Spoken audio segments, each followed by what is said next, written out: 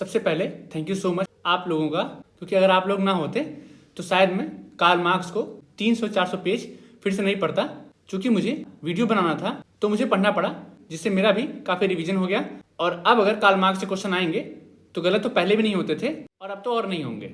सो आज पढ़ेंगे Karl Marx. अगर आप ये वीडियो पूरा देखते हैं तो शायद आपको कहीं और से कार्ल मार्क्स पढ़ने की ज़रूरत नहीं पड़ेगी। इस नोट्स को बनाने के लिए मैंने यूज़ किया है केन मॉरिसन की बुक, जो आई थिंक 400-500 पेज की है। उसमें 3 थिंकर्स दिए हुए हैं, मार्क्स, वेबर एंड डर्कहाइम। फिर मैंने यूज़ किया है रिट्जर और इग्नू का। तो उसके बाद ही इस नोट्स को बना पाया हूँ। वीडियो स्टार्ट करने से पहले आप वीडियो पॉज करके अबाउट मी में मेरे बारे में जान सकते हैं। तो ये बॉर्न हुए थे 1818 में और इनका डेथ हुआ था 1883 में। सो यहाँ पे कुछ बैकग्राउंड है, वो आपको पढ़ना होगा, पढ़ लीजिएगा, उतना कुछ खास इंपॉर्टेंट नहीं है। हाँ, फ्रेडरिक इंगल्स की एक बुक है the conditions of working class, ये आई थी 1845 में, ये है इंपॉर्टेंट। और 1845 में ही मार्क्स एंड इंगल्स मिलकर बुक लिखते हैं द होली फैमिली। उसका मेजर थीम क्या था? जो इन लोग के पहले हेगेलियन फिलॉसफी थी उसको ये लोग क्रिटिसाइज करते हैं। अब आते हैं इनकी थियरीज पे, कौन कौन सी थियरी ये लोग देते हैं। तो मार्क्स को जानने से पहले हमको पढ़ना पड़ेगा कि हेगल का फिलॉसफी क्या था। सो मार्क्स के पहले हर जगह हेगेलियन फिलॉसफी काफ़ी डोमिनेंट थी। हेगल की फिलॉसफी को लोग काफ़ी ज़्यादा वैल्यू करते थे, बट बाद में इन लोग काफ़ी दिक्कत आने लगी इस फिलॉसफी से, इसलिए इन्होंने काफ़ी क्रिटिसाइज किया है हेगल को। सो जो हेगल का मेन कॉन्सेप्ट था वो था आइडियलिज्म। इसमें क्या होता है, ये लोग सबसे ज़्यादा वैल्यू करते हैं आइडियाज़ को, मीन्स माइंड को। एक्सटर्नल को ये लोग नहीं देखते हैं, ये लोग इंटरनल पार्ट को वैल्यू देते हैं और बोलते हैं आइडियाज़ ही सब कुछ है, आइडियाज़ से ही एक्सटर्नल वर्ल्ड का निर्माण होता है। सो जो बेसिक है आइडियलिज्म, उसका मतलब यही होता है कि आइडियाज से ही हम लोग बाहर चीजें बनाते हैं। अभी जब हम आगे पढ़ेंगे तो और अच्छे से समझ में आएगा कि क्या होता है आइडियलिज्म। तो इसी को अपनी बुक में क्रिटिसाइज करते हैं मार्क्स और बोलते हैं कि हेगल ने पूरे संसार को उल्टा कर दिया, मीन्स पूरे संसार को, पूरे वर्ल्ड को उसके सर के बल खड़ा कर दिया, मीन्स पैर ऊपर और सर नीचे। क्यों ऐसा बोलते हैं वो आगे आपको समझ में आएगा, क्योंकि मार्क्स बोलते हैं कि जो बाहर का मटेरियल होता है वही सबसे इंपॉर्टेंट रोल प्ले करता है हमारे आइडियाज के निर्माण में। बट हेगल क्या बोलते थे, हमारे आइडियाज से बाहर का मटेरियल वर्ल्ड डिसाइड होता है। तो इसलिए बोला कि हेगल ने उल्टा खड़ा कर दिया है पूरे वर्ल्ड को, अब ये सीधा करेंगे। फिर आगे हम देखेंगे कैसे मार्क्स बोलते हैं हम लोग अब सीधा कर रहे हैं। सो हेगल की बुक थी फिनोमेनोलॉजी ऑफ माइंड, काफ़ी इंपॉर्टेंट बुक है, याद रखिएगा। ये बुक है हेगल की, जिसमें बात करते हैं मास्टर स्लेव रिलेशनशिप का। मीन्स एक लोग दास रहेंगे और एक लोग मास्टर रहेंगे। तो ये बोलते हैं कि जो दास बना हुआ है उसको बनाया नहीं गया है, वो कॉन्शियस लेवल पे ही मान लिया है कि मैं दास ही हूँ, इसीलिए वो दास बना हुआ है। बट हमको पता है कि मार्क्स इसको बिल्कुल नहीं मानते हैं, तो आगे अब इसको खूब क्रिटिसाइज करेंगे। देखिए यहाँ पे मैंने हाईलाइट किया हुआ है कि मार्क्स बोल रहे हैं कि वो अपने आइडियाज या फिर कॉन्शियसनेस की वजह से दास नहीं बना हुआ है, जो उसके बाहर के मटेरियल कंडीशन है उसने मजबूर किया है उस पर्सन को दास बनने के लिए, मीन्स स्लेव बनने के लिए। फिर मार्क्स का एक टर्म है मटेरियलिज्म, जिसमें बोलते हैं जो ह्यूमन है वो अपनी डेली इकोनॉमिक नीड्स को पूरा करने के लिए फिजिकल लेबर करता है मटेरियल्स के थ्रू, इसी को बोलते हैं मटेरियलिज्म। मीन्स अगर आपको अपनी सिंपल इकोनॉमिक नीड्स को फुलफिल करना है तो आपको लेबर करना पड़ेगा।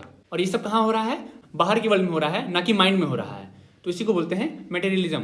मैंने यहाँ पे एक एक्सर्प्ट लगाया हुआ है, इनकी बुक है जर्मन आइडियोलॉजी। तो इसमें बात करते हैं कि कैसे हम लोग नीड्स को सेटिस्फाई करने के लिए लेबर करते हैं और कुछ चीज़ें प्रोड्यूस करते हैं। सो अब तक हमको मालूम चला कि हेगल बात करते हैं माइंड का, आइडिया का, और कार्ल मार्क्स जस्ट अपोजिट बात करते हैं मटेरियल का, इकोनॉमिक वर्ल्ड का, लेबर का।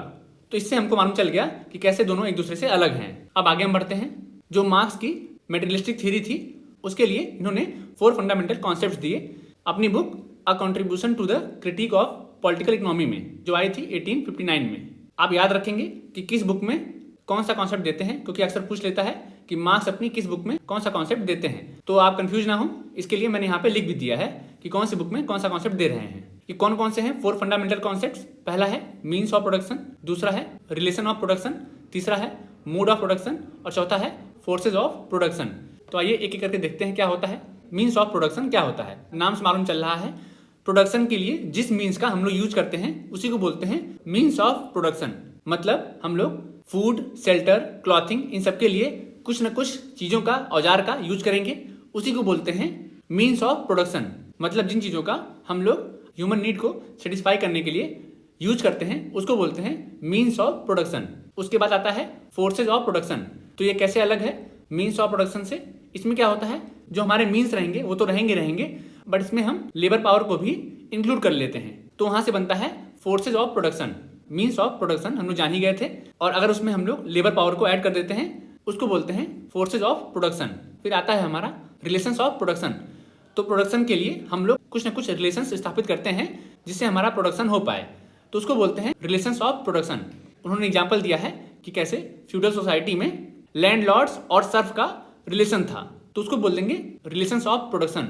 मीन्स ऐसे रिलेशन जिनके थ्रू प्रोडक्शन हो रहा है उसको बोलते हैं रिलेशंस ऑफ प्रोडक्शन।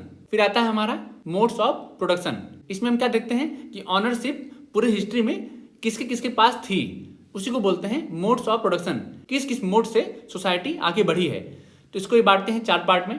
पहला है एशियाटिक, दूसरा है एंशियंट, तीसरा है फ्यूडल और चौथा है कैपिटलिस्ट या फिर मॉडर्न। काफी इंपॉर्टेंट है, पूछ लेता है कि कौन से 4 मोड्स ऑफ प्रोडक्शन का बात करते हैं कार्ल मार्क्स। तो यही चारों हैं। अब इनमें क्या क्या होते हैं वो भी देख लेते हैं। एशियाटिक में आएगा ट्राइबल, मीन्स प्रिमिटिव कम्युनिज्म। इसका मतलब क्या हुआ कि रिसोर्सेज किसी एक के पास नहीं थे, सबके पास पूरा एक्सेस था रिसोर्सेज का। जो चीज जो चाहे वो उसको यूज कर सकता था। फिर वहां से सोसाइटी आगे बढ़ी। एंशियंट में आई। एंशियंट में कौन सा रिलेशनशिप था, मास्टर और स्लेव का। एक मास्टर रहेगा और दूसरा दास रहेगा और इसी मोड में चीजें आगे बढ़ेंगी। फिर आया हमारा फ्यूडल। फ्यूडल में क्या रहेगा, लैंड लॉर्ड रहेगा, मीन्स जमींदार रहेगा, और सर्फ रहेगा, मीन्स उसके अंदर में काम करने वाला मजदूर रहेगा। फिर वहां से हम लोग आगे बढ़ते हैं, कैपिटलिस्ट में आते हैं जो इस समय का है, करंट का है। यहाँ पे एक एम्प्लॉयर रहेगा और दूसरा एम्प्लॉय रहेगा। तो ये था 4 मोड्स ऑफ प्रोडक्शन जिसके थ्रू मार्क्स दिखाते हैं कि ऑनरशिप कब कब किसके किसके पास थी। नेक्स्ट मार्क्स बात करते हैं क्लास और क्लास स्ट्रक्चर का। ये किस बुक में बात करते हैं, कम्युनिस्ट मैनिफेस्टो में, जो पब्लिश हुआ था 1848 में। याद रखिएगा कि किस बुक में मार्क्स बात करते हैं क्लास का और क्लास स्ट्रक्चर का, पूछ सकता है। इसी बुक की फेमस लाइन है, the history of all hitherto existing societies is the history of class struggle. Means ये हिस्ट्री को कैसे डिफाइन करते हैं, जितनी भी सोसाइटी अभी तक आई हुई हैं, मीन्स इवॉल्व हुई हैं, उन सब में एक चीज कॉमन थी, क्लास स्ट्रगल था। मीन्स एक क्लास दूसरे क्लास से स्ट्रगल करते रहा है और तभी वो इवॉल्व हुआ है। मीन्स पहले सोसाइटी 2 क्लास में बटी, जो कि अभी हमने ऊपर पढ़ा मोड्स ऑफ प्रोडक्शन में। फिर उनमें क्लैश हुआ, स्ट्रगल हुआ, फिर वहां से सोसाइटी आगे बढ़ी, दूसरे में आई, फिर वहां क्लैश हुआ, फिर तीसरे में गई, फिर वहां क्लैश हुआ, चौथे में गई। अभी हम आगे पढ़ेंगे थीसिस, एंटीथीसिस और सिंथेसिस, तो और अच्छे से हमको समझ में आएगा कि क्या बात करते हैं ये सोसाइटी के इवोल्यूशन का। ये फेमस लाइन थी, याद रखिएगा, पूछ सकता है ये लाइन किसकी है और किस बुक में दी हुई है। सो क्लास स्ट्रगल क्या होता है, इसमें 2 पार्टियां होती हैं, एक होते हैं हैव्स और दूसरे होते हैं हैव नॉट्स। मीन्स एक ऐसे लोग जो ऑनर होते हैं मीन्स ऑफ प्रोडक्शन का, और दूसरे होते हैं जो केवल काम करते हैं ऑनर्स के लिए, उनके पास कुछ नहीं होता है। अगर ध्यान से यहाँ देखेंगे, इन सबका मेन सेंटर है मीन्स ऑफ प्रोडक्शन। तो पूछ सकता है क्वेश्चन में कि सबसे इंपॉर्टेंट क्या होता है हैव्स के पास, तो वो होगा मीन्स ऑफ प्रोडक्शन। मतलब ऐसी चीजें जिसके थ्रू हम लोग प्रोडक्शन कर सकते हैं, वो जिसके पास रहेगा वो डोमिनेंट रहेगा और जिसके पास नहीं रहेगा वो सबमिसिव रहेगा। तो क्लास स्ट्रगल क्या होता है, हैव और हैव नॉट्स के बीच जो स्ट्रगल होता है उसी को बोलते हैं क्लास स्ट्रगल। ये अलग अलग सोसाइटी में अलग अलग तरीके से था, जैसे हमने अभी पढ़ा मास्टर स्लेव, लैंडलॉर्ड और सर्फ, और इस समय है बुर्जुआ और प्रोलेटेरिएट। और इसी को हम लोग चाहें तो लिंक कर सकते हैं डायलेक्टिक से। अगर कोई पूछे कि मार्क्स का डायलेक्टिक क्या है, तो ये हिस्ट्री में सारी क्लासेस को 2 पार्ट में बांटते हैं, वहीं से हम लोग लिंक करेंगे डायलेक्टिक को। अभी आगे हम और अच्छे से पढ़ेंगे इसको, क्योंकि हमको पढ़ना पड़ेगा कि हीगल का डायलेक्टिक क्या था और मार्क्स का डायलेक्टिक क्या था। यहाँ पे एक स्क्रीनशॉट है, ये सारे स्क्रीनशॉट्स हैं केन मॉरिसन की बुक से, तो अगर आपको और पढ़ना हो तो जाके वहां से पढ़ सकते हैं। बाकी इंपॉर्टेंट चीजें मैंने यहाँ पे मेंशन कर दिया है। फिर एक टर्म यूज करते हैं मार्क्स, रिलेशन ऑफ सबऑर्डिनेशन। कौन सी बुक में करते हैं, a contribution to the critique of political economy. तो सिंपल सी बात है, कैसे एक लोग डोमिनेंट होते हैं और कैसे एक लोग सबऑर्डिनेट होते हैं, जिनको सप्रेस करते हैं, उसी को बोलते हैं रिलेशन ऑफ सबऑर्डिनेशन। अब बहुत इंपॉर्टेंट थियरी है, थियरी ऑफ आइडियोलॉजी। इस कॉन्सेप्ट का बात करते हैं मार्क्स और एंगल्स अपनी बुक द जर्मन आइडियोलॉजी में, जो लिखी गई थी 1845-46 में। ये भी इंपॉर्टेंट है, पूछ सकता है कि कौन सी बुक में मार्क्स और एंगल्स बात करते हैं आइडियोलॉजी का। उसके पहले हम लोग ये जाने कि मार्क्स क्या बोलते हैं आइडियोलॉजी के बारे में। ये जानना जरूरी है कि हीगल क्या बोलते हैं आइडियोलॉजी के बारे में। तो हीगल बोलते हैं कि जो हम अंदर कुछ सोचते हैं, सिस्टम ऑफ आइडियाज, जो हमारे आइडिया होते हैं हमारे माइंड के अंदर, उसी को बोलते हैं आइडियोलॉजी। ये है हीगल का, मीन्स जो हमारा ह्यूमन माइंड है इंटरनल, उसमें कुछ आइडियाज होते हैं जिसको हम बाहर पोर्ट्रे करते हैं, उसी को हीगल बोलते हैं आइडियोलॉजी। फिर नेक्स्ट थिंकर है जो बात करते हैं आइडियोलॉजी का, वो है जॉर्ज लुकास, अपनी book history and class consciousness. ये भी पूछ सकता है कि हिस्ट्री एंड क्लास कॉन्शियसनेस किसकी बुक है, वो है जॉर्ज लुकास की। यही सबसे पहले टर्म यूज करते हैं फॉल्स कॉन्शियसनेस। ये बोलते हैं आइडियोलॉजी कुछ और नहीं है, केवल एक फॉल्स कॉन्शियसनेस है। मीन्स ऐसा कॉन्शियसनेस जो हमको लगता है कि सही है बट वो इन रियलिटी एग्जिस्ट नहीं करता है, केवल वो मैनिपुलेशन होता है बहुत सारी चीज़ों का। कई बार पूछ लेता है कि क्या कार्ल मार्क्स यूज करते हैं फॉल्स कॉन्शियसनेस का, तो अगर एमसीक्यू में आए तो लगा सकते हैं आप, बट इन रियलिटी कभी कार्ल मार्क्स ने यूज ही नहीं किया है टर्म फॉल्स कॉन्शियसनेस का। अगर आप रेफरेंस मांगोगे तो मैं दे दूंगा, ये लिखा था केन मॉरिसन की बुक में। हाँ, एंगल्स ने इस वर्ड का यूज किया है बट मार्क्स ने कभी नहीं किया है। फिर भी एमसीक्यू में कई बार पूछ लेता है तो आप जाएंगे कार्ल मार्क्स के साथ में, अगर ऑप्शन में जॉर्ज लुकास रहेंगे तो उनके साथ में जाएंगे। फिर नेक्स्ट थिंकर है अल्थुजर, जो बोलते हैं आइडियोलॉजी और कुछ नहीं है, एक इमेजिनरी रिलेशनशिप है इंडिविजुअल का उसके रियल कंडीशन से। इसी को ये बोलते हैं इंटरपेलेशन। तो ये टर्म किसका है, अल्थुजर का है। और क्या बोलते हैं ये आइडियोलॉजी को, इंडिविजुअल का उसके रियलिटी से इमेजिनरी रिलेशनशिप। फिर नेक्स्ट थिंकर है नॉर्मन गिरास, वो बोलते हैं आइडियोलॉजी को डिस्टॉर्शन ऑफ रियलिटी। फिर यहाँ पे आते हैं फ्रेडरिक एंगल्स, जो बोलते हैं जो भी हमारे आइडियाज आते हैं वो सारे हमारे मटेरियल एक्टिविटी से आते हैं, ना कि हमारे माइंड से आते हैं। यहीं पे ये लोग क्रिटिसाइज करते हैं हीगल को, क्योंकि हीगल ने बोला था कि हमारा जो आइडिया होता है उसी को बस हम बाहर दिखाते हैं, बट ये लोग बोलते हैं कि बाहर की जो रियलिटी होती है और उसी को ये लोग बोलते हैं आइडियोलॉजी। मीन्स बाहर की रियलिटी से अगर हमारा अंदर के आइडियाज फॉर्म हो रहे हैं। अब यहाँ पे 5 बिल्डिंग ब्लॉक्स थे मार्क्स की आइडियोलॉजी थ्योरी के, बट वो इतने इंपॉर्टेंट नहीं है, बस मैंने यहाँ पे लिख दिया है क्योंकि बुक में दिया हुआ था। नेक्स्ट मूव करते हैं, क्या होता है कैपिटलिज्म। अपनी बुक दास कैपिटल में बात करते हैं मार्क्स कैपिटलिज्म का। सो ये एक ऐसी इकॉनमी है जिसमें इंडस्ट्रियल डेवलपमेंट होता है और एम्प्लॉयर और एम्प्लॉय का रिलेशनशिप होता है, जिसमें employer max to max profit gain करना चाहता है लेबर पावर के थ्रू, उसी को बोलते हैं कैपिटलिज्म। और यहाँ पे एक वर्ड आता है जो कि इनसे जुड़ा हुआ नहीं है, ये अक्सर वर्ड यूज होता है जो लोग कैपिटलिस्ट मेंटालिटी के होते हैं उनके लिए, ये वर्ड है मर्सिनरीज। मीन्स ऐसे लोग जिनका पूरा फोकस होता है केवल पैसे कमाने पे, पैसे लूटने पे, उनको बोलते हैं मर्सिनरीज। अब कुछ वर्ड हैं कैपिटलिज्म के जिसको हम देखते हैं। पहले आता है कमोडिटीज। ये क्या होता है, ऐसी चीजें जिनकी क्षमता होती है, जिनकी कैपेबिलिटी होती है ह्यूमन नीड्स को सेटिस्फाई करने की, उसको बोलते हैं कमोडिटी। अब सारा स्ट्रगल इसी के लिए है कि किसके पास max to max means of production है जिससे वो कमोडिटीज को प्रोड्यूस कर पाएं। इन कमोडिटीज की 2 टाइप की वैल्यू होती है, पहला है यूज वैल्यू और दूसरा है एक्सचेंज वैल्यू। आइए देखते हैं क्या होता है। तो किसी कमोडिटी की यूज वैल्यू उसे बोलते हैं जो ह्यूमन नीड्स को सेटिस्फाई कर पाए। मीन्स ह्यूमन अपनी नीड्स को पूरा करने के लिए उस कमोडिटी का यूज कर रहा है, उसको बोल देंगे यूज वैल्यू। एग्जाम्पल के लिए मान लीजिए कोई कोट है तो उसका काम क्या है, आपको गर्मी देना। मान लीजिए ब्रेड है या रोटी है, उसका काम क्या है, आपकी भूख को मिटाना। ये हो गया यूज वैल्यू। अब आते हैं एक्सचेंज वैल्यू पे। ऐसी बहुत सारी चीज़ें होती हैं जिनको हम लोग केवल यूज़ के लिए नहीं रखते हैं, बल्कि उनको हम लोग एक्सचेंज भी करते हैं, जिसके थ्रू हमको और भी चीज़ें मिल पाएँ और हम अपना काम पूरा कर पाएँ, उसको बोलते हैं एक्सचेंज वैल्यू। तो यूज़ वैल्यू में हम लोग चीज़ों को एक्सचेंज करने पे फोकस नहीं करते हैं, बट एक्सचेंज वैल्यू में हम लोग ट्राई करते हैं कि अपनी एक चीज़ दे के दूसरे से जो हमारे काम की चीज़ है उसको ले लें, उसको बोल देंगे एक्सचेंज वैल्यू। तो अगर ऐसी कोई कमोडिटी है जो एक्सचेंज में लाई जा रही है तो वो आएगा एक्सचेंज वैल्यू के अंदर। एग्जाम्पल के लिए अगर मान लीजिए आपके पास 100 kg राइस है और किसी दूसरे के पास 10 kg कॉफ़ी है, तो आपने अपने 100 kg राइस को उसको दे दिया और उससे 10 kg कॉफ़ी ले लिया। तो यहाँ पे राइस और कॉफ़ी का एक्सचेंज वैल्यू होगा, ना कि यूज वैल्यू होगा। आपने राइस को अपने लिए यूज नहीं किया है, उसको एक्सचेंज कर दिया है किसी और चीज़ के लिए। ये डिफरेंस है यूज वैल्यू में और एक्सचेंज वैल्यू में। यहाँ पे एक लाइन है, यूज वैल्यू जो होती है वो क्वालिटी में डिफर करती है, बट जो एक्सचेंज वैल्यू होती है वो क्वांटिटी में डिफर करती है। कैसे? जैसे मान लीजिए कोट है तो उसका क्वालिटी क्या है, गर्मी देना। मान लीजिए ब्रेड है, उसका क्वालिटी क्या है, हंगर मिटाना। तो दोनों की अलग अलग क्वालिटीज़ हैं, बट जो एक्सचेंज वैल्यू है उसमें क्वांटिटी डिफर करता है। आपने 100 kg राइस दिया किसी को उसके 10 kg कॉफ़ी लेने के लिए, तो वहाँ पे डिफर हो गया क्वांटिटी। इस तरीके से हमने देखा कमोडिटी क्या होता है, उसमें यूज वैल्यू क्या होता है और एक्सचेंज वैल्यू क्या होता है। अब एक टर्म है कमेंसुरेबल मैग्नीट्यूड। तो ये क्या होता है, ऐसा प्रोसेस जिसके थ्रू हम ये मेजर करते हैं कि किस चीज़ के बदले में क्या चीज़ देनी है। मीन्स कितनी क्वांटिटी होनी चाहिए मेरे कमोडिटी की और कितना क्वांटिटी होना चाहिए सामने वाले के सामान की। उस प्रोसेस को हम लोग बोलते हैं कमेंसुरेबल मैग्नीट्यूड, जिसके थ्रू हम नापते हैं ये चीज़। अब नेक्स्ट आता है लेबर थ्योरी ऑफ वैल्यू, जिसमें हम देखेंगे लेबर क्या होता है, कितने टाइप का होता है। तो जो स्मिथ एंड रिकार्डो थे वो मानते थे कि जितना आप लेबर लगाओगे उसके हिसाब से किसी भी प्रोडक्ट का वैल्यू डिसाइड होता है। बट मार्क्स बोलते हैं ऐसा नहीं है, कई बार हम जितना लेबर लगाते हैं हमको उतना पैसा नहीं मिलता है। अभी आगे हम इसको देखते हैं कि कैसे मार्क्स बोलते हैं ये थ्योरी गलत है।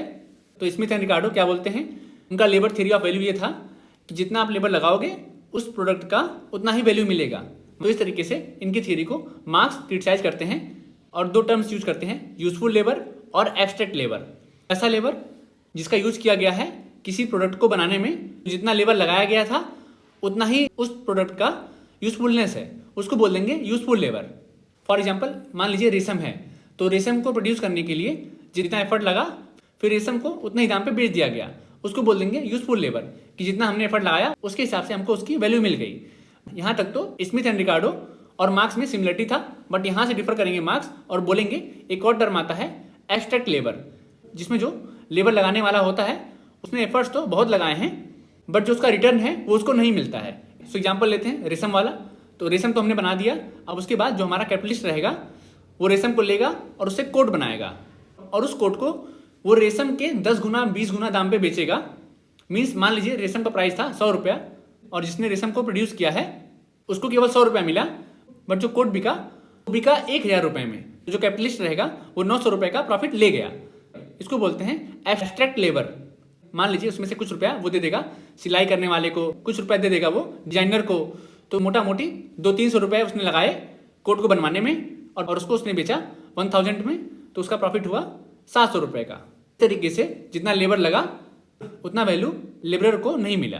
अब जब इतना बात हो रहा था वैल्यू का, तो मार्क्स सोचते हैं लॉ इसको भी बता देते हैं कि क्या होता है वैल्यू और कितनी टाइप का होता है। तो बोलते हैं कि जो रेशम है जरूरी नहीं है कि उसकी वैल्यू इतनी रहे जितनी कोट की है, क्योंकि रेशम केवल रेशम ही रहेगा, बट जो कोट रहेगा वो लोगों को गर्मी देगा, इसलिए उसकी वैल्यू ज़्यादा हो जाती है। और इसी को बोलते हैं वैल्यू फॉर्म, क्योंकि अब वो प्रोडक्ट सोसाइटी में गया है और सोसाइटी में उसकी वैल्यू ज़्यादा है। कैसे ज़्यादा होती है कम होती है उसको बताने के लिए मार्क्स देते हैं दो टर्म, रिलेटिव वैल्यू और इक्विवेलेंट वैल्यू। रिलेटिव वैल्यू क्या होती है, ये बोलते हैं कि किसी भी चीज़ का वैल्यू आइसोलेशन में डिसाइड नहीं होता है। मीन्स मान लीजिए दो एजुकेटर हैं सोशियोलॉजी पढ़ाने वाले, तो कौन कितनी वैल्यू दे रहा है ये आइसोलेशन में डिसाइड नहीं होगा। जो बच्चे रहेंगे वो कंपेयर करते हैं कि कौन कितना पढ़ा रहा है और कौन क्या पढ़ा रहा है, उसके हिसाब से वो वैल्यू देते हैं एजुकेटर को या फिर कंटेंट को, तो उसको बोलते हैं रिलेटिव वैल्यू। फिर आता है इक्विवेलेंट वैल्यू, तो इसको हम समझते हैं एग्जांपल से। मान लीजिए मेरे नोट्स हैं, एशियन सोशियोलॉजी के नोट्स हैं, तो उसको मैंने बनाया और पढ़ाया, तो जो दूसरा एजुकेटर है वो देखेगा मेरे नोट्स को और जब उसे पता चलेगा कि इतना हार्ड वर्क किया गया है, इतना सारा कंटेंट फ्री में दिया गया है, तो वो मजबूर हो जाएगा अपने कंटेंट को इम्प्रूव करने के लिए। तो मेरा नोट्स यहाँ पे काम कर रहा है इक्विवेलेंट वैल्यू का, वो मजबूर कर रहा है दूसरे एजुकेटर को अपने नोट्स की वैल्यू बढ़ाने के लिए। तो इस तरीके से वैल्यू कभी भी आइसोलेशन में काम नहीं करती है। अब नेक्स्ट टर्म का बात करते हैं कार्ल मार्क्स, कमोडिटी फेटिशिज्म का। फेटिशिज्म का मतलब होता है किसी चीज़ को एक्स्ट्रा ऑर्डिनरी दिखाना, मीन्स ऐसा दिखाना कि उसके पास बहुत सारी पावर्स हैं, वो मिस्टीरियस चीज़ है, तो उसको बोलते हैं फेटिशिज्म। और कमोडिटी क्या होती है ये हमने अभी पढ़ा, दोनों को हम लोग मिला देंगे तो बनता है हमारा कमोडिटी फेटिशिज्म। इसमें होता क्या है, कुछ चीज़ें ऐसी होती हैं जिसको हम लोग ओवर हाइप करते हैं, रेयर दिखाते हैं, और उसके बाद लोग हैं उनके मन में एक हाइप क्रिएट करते हैं जिसकी वजह से प्राइस बढ़ जाता है चीज़ों का, तो उसको बोलते हैं कमोडिटी फेटिशिज्म। फॉर एग्जाम्पल मान लीजिए गोल्ड है, नॉर्मल एक वो मटेरियल है जो कि अर्थ से हम लोग एक्सट्रैक्ट करते हैं, बट लोगों की माइंड में इतना उसको रेयर दिखाया गया है कि लोग उसके लिए पागल होते हैं। बहुत लोग चेन पहनते हैं, रिंग्स पहनते हैं गोल्ड की।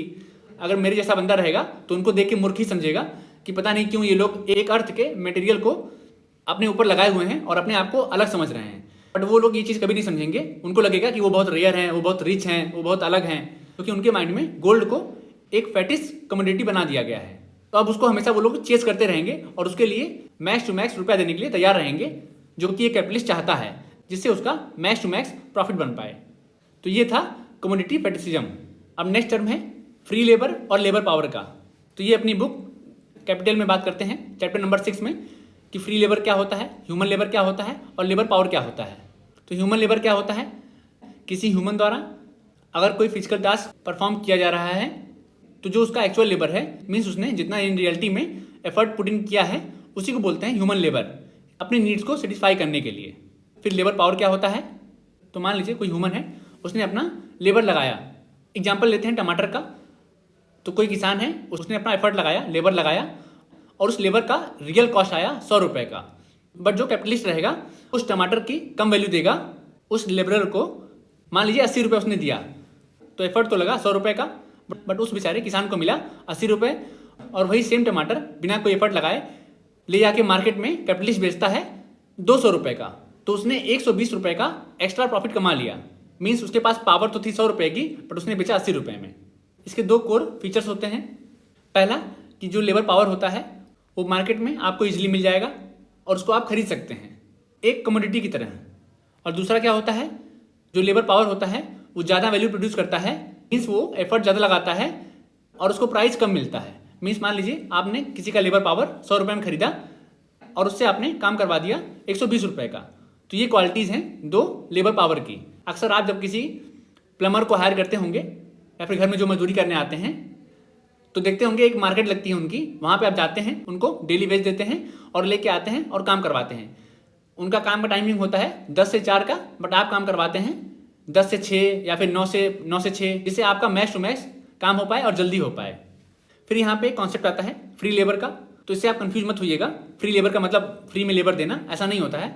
इन रियलिटी जब कोई लेबरर ये फील करता है कि वो फ्री है, जहां मन कहे वहां काम कर सकता है, जिसके पास चाहे वो जाके उसके पास काम कर सकता है, तो इसी टर्म को बोलते हैं फ्री लेबर। और यहीं पे हम लोग लिंक कर सकते हैं इसको फॉल्स कॉन्शियसनेस से, कि उसके पास एक मिथ्या चेतना है कि हाँ मैं फ्री हूँ, जहां मेरा मन कर रहा है वहां मैं जाके काम कर रहा हूँ। और कैपिटलिस्ट चाहता भी यही है कि लेबर करने वाला यही सोचे कि हाँ मैं फ्री हूँ, वरना अगर वो ये नहीं सोचेगा तो वो विद्रोह कर देगा।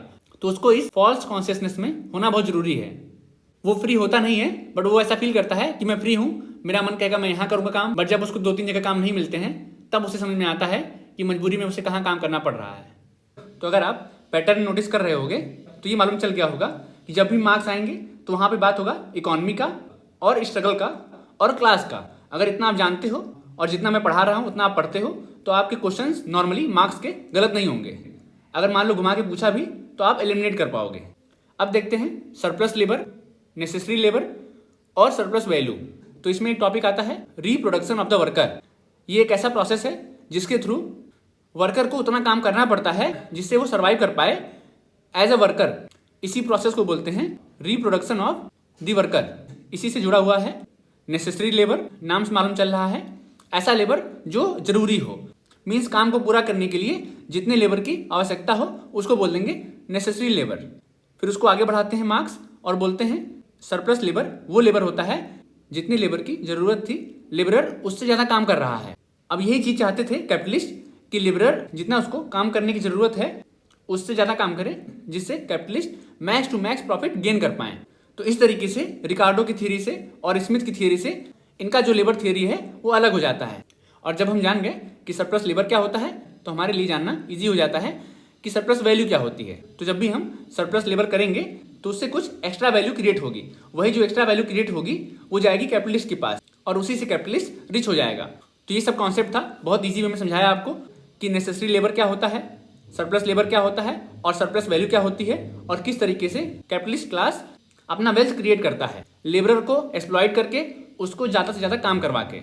अब यहाँ पे कुछ एट्रीब्यूट्स हैं सरप्लस लेबर के जो बहुत इंपॉर्टेंट नहीं है। मैंने बता दिया आपको आइडिया कि क्या होता है सरप्लस वैल्यू। इससे आपका काम हो जाएगा। अगर आप पढ़ना चाहते हो तो आप पढ़ सकते हो इसको। हाँ, यहाँ पे एक और ऐड करना है कि सरप्लस वैल्यू में लेबरर को पता नहीं होता है कि वो एक्स्ट्रा काम कर रहा है। उसको लग रहा होता है कि नहीं मुझे पैसा तो मिल रहा है, कोई दिक्कत की बात नहीं है, जो मैं कर रहा हूँ उसके लिए मुझे पैसा मिल रहा है, बट जितना उसको मिलना चाहिए उतना नहीं मिल रहा होता है। फिर नेक्स्ट कॉन्सेप्ट है प्रिमिटिव एक्यूमुलेशन।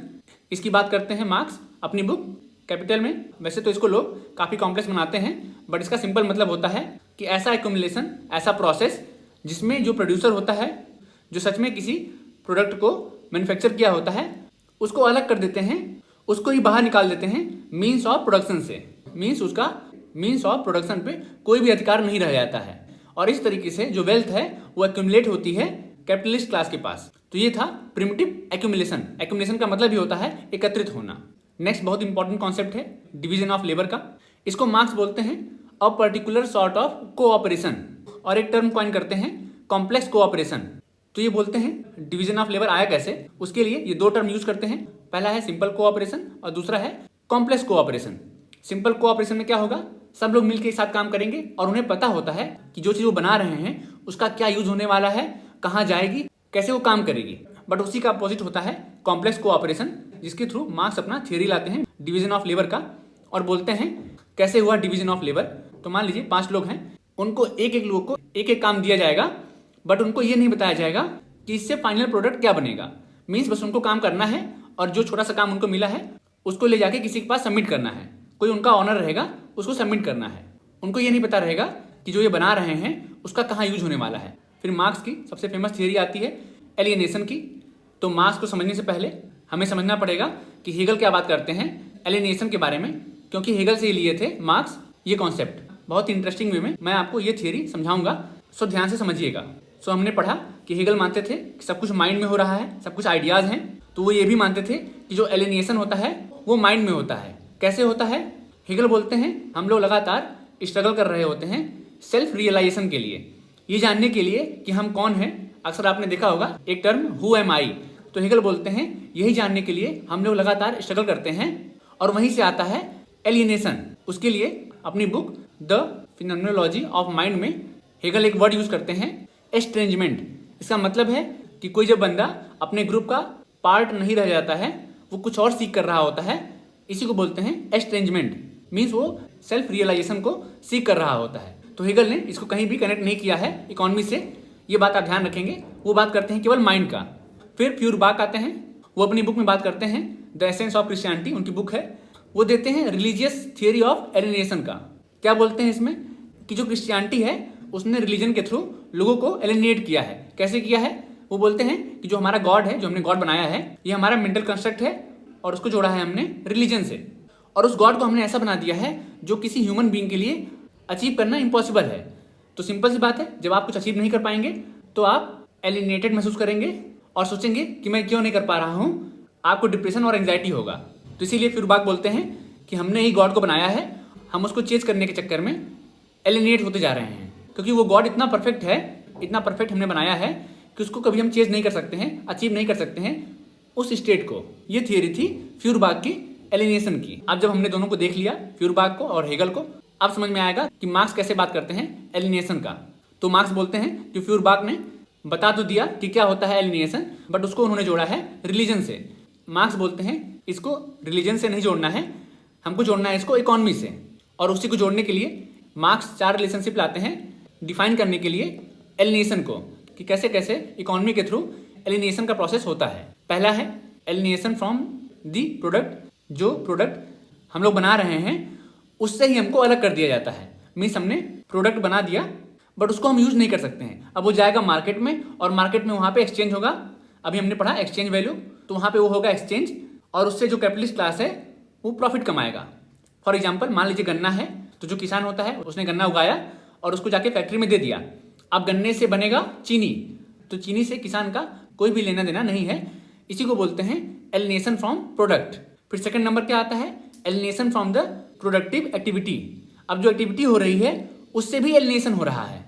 मीन्स काम करने का मन नहीं है, बस just for the sake of it आप काम कर रहे हो कि ठीक है मुझे इससे पैसा मिलेगा तो इसलिए काम कर रहा हूँ। और इसमें आपके ऊपर कंट्रोल होता है आपके ऑनर का कि आपको कौन सा काम करना है, कैसे करना है, कौन सी एक्टिविटी करनी है, कौन सी एक्टिविटी नहीं करनी है, ये पूरा डिसाइड करेगा आपका ऑनर। तो अगर आप ध्यान दिए होंगे, अगर आप ऑफिस वर्कर होंगे तो बहुत बार आप जाते होंगे बड़े निराश होके कि आज फिर से जाना पड़ रहा है ऑफिस और काम करना पड़ रहा है। बट आप ये भी जानते हैं अगर काम नहीं करेंगे तो आपको पैसा नहीं मिलेगा और पैसा नहीं मिलेगा तो आप सर्वाइव नहीं कर पाएंगे। तो आपको एक्टिविटी से प्यार नहीं है फिर भी आप कर रहे हैं, तो वो हो जाएगा alienation from the productive activity. Third number पे आता है एलिनेशन फ्रॉम स्पीसीज एक्टिविटी। अब जो आसपास के आपकी ह्यूमन स्पीसीज हैं आपको अपने काम में इतना इंडल्ज करवा दिया जाएगा कि आप फोकस ही नहीं कर पाएंगे कि आसपास भी कुछ हो रहा है। आपका एक ग्रुप रहेगा, आपकी एक कम्युनिटी रहेगी, उसी में आप जीते रहेंगे। अगर आप कभी बेंगलोर जाएंगे, क्योंकि वहाँ पे टेक इंडस्ट्री है, तो वहाँ पे आपको मिलेंगे इंजीनियर्स। उन इंजीनियर्स को बाहर की दुनिया के बारे में कुछ पता नहीं होता है, उनको इतना काम दे दिया जाता है कि वो बस वही काम करते रहते हैं और सोशल इशूज़ क्या हैं उनके बारे में उनको आइडिया नहीं होता है। मैं जनरलाइज नहीं कर रहा हूँ, बस एक एग्जाम्पल दे रहा हूँ कि कैसे हमको इतना काम करवाया जाता है कि हम भूल जाते हैं कि आसपास की दुनिया में और भी कुछ हो रहा है। उनके पास मर्सिडीज तो रहेगी क्योंकि पैसा कमा रहे हैं, बट उस मर्सिडीज में वो खुद नहीं बैठ सकते हैं क्योंकि काम करते हैं 12 से 14 घंटे नेक्स्ट आता है चौथे नंबर पे एलिनेशन फ्रॉम फेलो ह्यूमंस। ये अलग कैसे है स्पीसीज वाले से, इसमें बहुत ही इंपॉर्टेंट एक लाइन है। यहाँ पे आपको प्राइवेट कंपटीशन के लिए प्रमोट किया जाएगा कि लड़ो एक दूसरे से, compete करो और आगे निकलने का ट्राई करो। उस वाले में तो आप एलिनेट हो गए थे अपने स्पीसीज से, इस वाले में आप नफरत भी करने लगोगे, तो ये एक स्टेप और आगे बढ़ जाते हैं। फोर्थ वाले में हम कंपटीशन करते हैं और नफरत करते हैं, जलन करने लगते हैं अपने साथ के कलीग से ही। थर्ड वाले में कम से कम हमारे पास कलीग्स तो थे जिनके साथ आप काम करते थे, बट फोर्थ वाले में आप काम तो करेंगे बट साथ में compete भी करेंगे अपने प्रमोशन के लिए। तो इस तरीके से आपको फंसाया जाता है और आपको एलिनेट किया जाता है। अभी डिबेट चल रही है, कुछ बड़ी बड़ी कंपनीज के सीईओज बोलते हैं 90 आवर्स काम करो, 70 आवर्स काम करो। देखो ये रियलिटी है कि वो लोग काम करते हैं 70 आवर 90 आवर्स, बट जानते हो वो क्यों काम करते हैं 90 आवर्स 70 आवर्स? क्योंकि उनका ड्रीम होता है कि मुझे अपनी कंपनी को दुनिया की सबसे बेस्ट कंपनी बनानी है, ये करना है वो करना है, अपना एम्बिशन लेके आए होते हैं और उनको पैसा मिलता है कई सौ करोड़ में। लाइक किसी को मिल रहा है 52 करोड़, किसी को मिल रहा है 100 करोड़, तो वो तो काम कर सकते हैं। अगर उतना ही पैसा आप वर्कर्स को दे दोगे तो वो भी करने लगेंगे और उतना ही ड्रीम दिखा दोगे। बट वर्कर्स को मिलता है केवल 1%, 0.1%, और चाहते हैं कि सेम उसी मोटिवेशन से वर्कर्स भी काम करें जिससे उनका मैक्स टू मैक्स प्रॉफिट हो पाए। यहाँ पे एक बुक है 4 hour work week, Tim Ferriss की है, बहुत ही प्यारी किताब है। इसमें बताया गया है कि कैसे आप ज्यादा काम ना करके भी अच्छी अर्निंग कर सकते हो और अच्छी सी लाइफ जी सकते हो। तो ये थे कॉन्सेप्ट एलिनेशन के, 4 पार्ट थे, चारों मैंने एग्जाम्पल के साथ बता दिया है। होप सो आपको समझ में आया होगा। अब कार्ल मार्क्स बात करते हैं स्टेट का, तो सिंपल सी बात है, जहां भी कोई भी कॉन्सेप्ट आएगा मार्क्स का केवल एक ही व्यू रहेगा कि सब कुछ जुड़ा हुआ है इकोनॉमी से। ये बोलते हैं स्टेट भी मटेरियल है और इसका हिस्टोरिकल ओरिजिन है। एक और सजेशन मैं आपको दे रहा हूँ, थियरी है सोशल कॉन्ट्रैक्ट थियरी, इस पे काम किए हैं हॉब्स, लॉक और रूसो। जाके आप पढ़िएगा कैसे इमरजेंस हुआ सोसाइटी का और कैसे सोसाइटी एक कॉन्ट्रैक्ट के थ्रू काम करती है। फिर मार्क्स बात करते हैं सिविल सोसाइटी का। यहाँ भी सिंपल सी बात है, ये जोड़ेंगे इकोनॉमिक गेन को लेके कि सिविल सोसाइटी में लोग इकोनॉमिक गेन चाहते हैं। अब यहाँ पे आती है theory of development, means history का इवोल्यूशन कैसे हुआ, हिस्ट्री कैसे बनी। तो मार्क्स अपनी बुक में बात करते हैं, बुक है उनकी द जर्मन आइडियोलॉजी। उसमें बोलते हैं कि कैसे एक क्लास दूसरे क्लास से कोलाइड करता है, स्ट्रगल करता है और फिर नए मोड ऑफ प्रोडक्शन का निर्माण होता है। हमने अभी पढ़ा मोड ऑफ प्रोडक्शन, तो उसमें हमने क्या देखा था, 2 क्लास में सोसाइटी डिवाइडेड थी और उसमें हो रहा था स्ट्रगल। फिर उस स्ट्रगल से रिवॉल्यूशन आता है और रिवॉल्यूशन से नया मोड ऑफ प्रोडक्शन आता है। तो ऐसे ही हिस्ट्री का इमरजेंस हुआ है, ये बात करते हैं मार्क्स और एंगल्स। एंगल्स इसको बोलते हैं great law of historical motion. Marx अपनी book the poverty of philosophy में बात करते हैं क्लास इन इटसेल्फ का, क्लास फॉर इटसेल्फ का। तो आइए हम इजी लैंग्वेज में समझते हैं कि क्या होता है क्लास इन इटसेल्फ और क्या होता है क्लास फॉर इटसेल्फ का। सो क्लास इन इटसेल्फ तब होता है जब जो वर्कर्स हैं उनको पता नहीं रहता है कि वो एक्सप्लॉइट हो रहे हैं, और वैसे ही और सारे लोग भी हैं जो एक्सप्लॉइट हो रहे हैं, बस वो चुपचाप सहते जाते हैं। उनके अंदर कॉन्शियसनेस का अभाव होता है, लैक होता है, तो वो यूनाइट नहीं हो पाते हैं। उसी के लिए एक टर्म लाते हैं मार्क्स, वो टर्म है क्लास फॉर इटसेल्फ। इसमें वर्कर्स यूनाइट हो जाएंगे और उनको पता रहेगा कि हमारे साथ गलत हो रहा है और वो प्रोटेस्ट करेंगे, जिससे स्ट्रगल होगा, रिवॉल्यूशन होगा। तो ये 2 सिंपल टर्म्स थे जिसको मैंने सिंपल भाषा में समझाया है। एक में कॉन्शियसनेस का अभाव होता है, क्लास इन इटसेल्फ में कॉन्शियसनेस का अभाव होता है, और क्लास फॉर इटसेल्फ में कॉन्शियसनेस होती है कि हमारे क्लास के साथ में गलत हो रहा है। अब देखते हैं डायलेक्टिक थियरी। तो हीगल अपनी book the science of logic में बात करते हैं डायलेक्टिक थियरी का। यहीं पे बात करते हैं थीसिस, एंटीथीसिस और सिंथेसिस का, जिसको मार्क्स आगे यूज करते हैं दूसरे कॉन्टेक्स्ट में। बट पहले हम देखते हैं कि क्या है हीगल का डायलेक्टिक थियरी। तो डायलेक्टिक मतलब होता है द्विध्रुव, मीन्स 2 पार्ट में चीजों को बांटना। पहला है थीसिस, इसका मतलब होता है अफर्मेशन। दूसरा है एंटीथीसिस, जिसका मतलब होता है निगेशन, मीन्स उसको रोकना, बाधा उत्पन्न करना। और इन दोनों से मिलकर बनता है सिंथेसिस। आपने बचपन में एक गेम खेला होगा सबवे सफर्स, उसको मैं यहाँ से लिंक करता हूँ कि कैसे हीगल बात करते हैं थीसिस, सिंथेसिस और एंटीथीसिस का। तो याद करिए अभी हमने पढ़ा कि जो ह्यूमन बीइंग होता है, हीगल बोलते हैं कि वो सेल्फ रियलाइजेशन को सीख करता है, मीन्स उसको चेस करता है, बट उसको चेस करने में बाधाएं आती हैं, रुकावट आती है। तो ह्यूमन बीइंग को एक पाथ मिल गया, ये देखिए सबवे सफर्स में ये पाथ मिला हुआ है, ये हो गया थीसिस। उसको अचीव करने में बाधाएं आएंगी, वो हो जाएगा एंटीथीसिस, मीन्स निगेशन। फिर सबवे सफर्स में हम लोग क्या करते हैं, आगे बढ़ते रहते हैं, बाधाएं आती रहती हैं, उसको हम लोग कूदते जाते हैं, पार करते जाते हैं, तो वो हो जाएगा सिंथेसिस, मीन्स बाधाओं को पार करना, निगेशन को पार करना, उसको बोल देंगे सिंथेसिस। इसीलिए उसको बोलते हैं निगेशन ऑफ निगेशन, मीन्स बाधाओं को पार करके आगे बढ़ना, बाधाओं को ही हटाना। सो थीसिस मीन्स एक पाथ फॉलो करना, एंटीथीसिस मीन्स निगेशन जिसमें बाधाएं आपको आएंगी, सिंथेसिस मीन्स उस बाधाओं को पार करना और फिर आगे बढ़ते जाना। ये था हीगल का डायलेक्टिक थियरी, जिसको मैंने समझाया सबवे सर्फर्स के एग्जाम्पल से। तो ये डायलेक्टिक कैसे हुआ, पहले आया थीसिस, फिर है एंटीथेसिस, दो हो गए, डायलेक्टिक हो गए। अब इन दोनों में संघर्ष होगा, फिर वहां से निकलेगा सिंथेसिस। बट फिर ये प्रोसेस आगे बढ़ता जाएगा, क्योंकि सिंथेसिस पहुंचने के बाद भी हम रुकेंगे नहीं, फिर वहां पे जन्म होगा थीसिस का और एंटीथेसिस का। उसी को मार्क्स जोड़ते हैं दो क्लासेस से, एक क्लास रहेगी फिर दूसरी क्लास रहेगी, दोनों में स्ट्रगल होगा, फिर हम लोग इवॉल्व करेंगे। फॉर एग्जाम्पल पहले स्लेवरी था, उसमें दो क्लासेस थी, उसमें स्ट्रगल हुआ, फिर रिवॉल्यूशन हुआ, तो हम आ गए फ्यूडल में।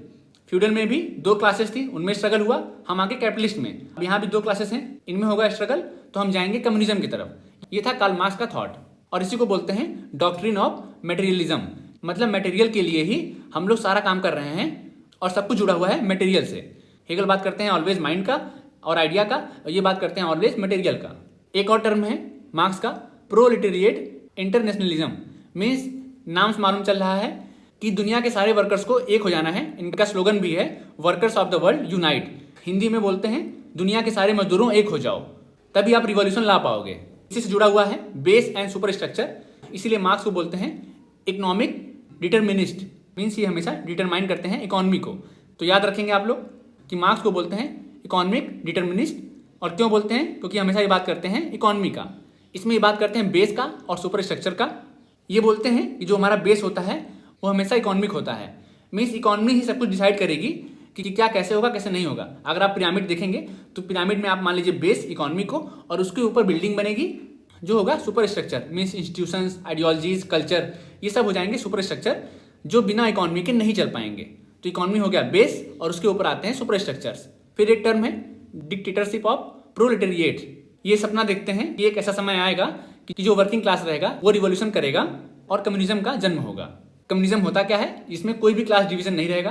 किसी बंदे का जो मन करेगा वो काम करेगा। सुबह को जाके वो फिशिंग करेगा, शायद दोपहर को मोटर राइडिंग करेगा, और शाम को अपने फैमिली के साथ एंजॉयमेंट करेगा। जो उसका मन करेगा वो करेगा, कोई और उसको नहीं बताएगा कि क्या करना है क्या नहीं करना है। कोई रिच नहीं रहेगा, कोई पुअर नहीं रहेगा, सबके पास बराबर से रिसोर्सेज रहेंगे।